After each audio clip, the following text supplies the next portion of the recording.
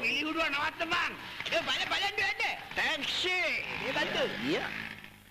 ඌ ගියා. උඹ දන්නවද කවුද ගියේ කියලා? කවුද?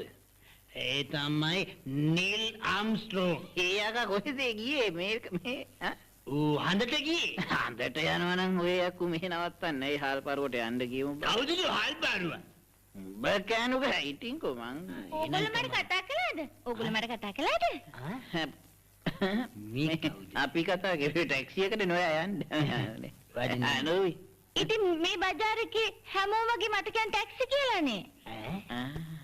විශ්සු නැවනේ බං. මොකද හරිනම් හරිනම් කියපන්. හරිනම්. චූලනි. අම්මට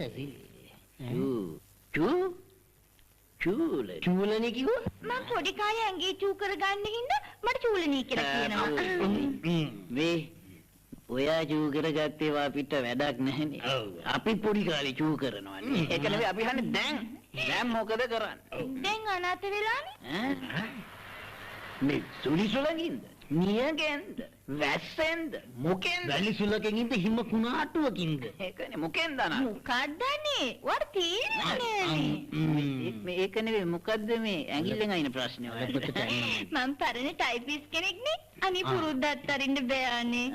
එහෙනම්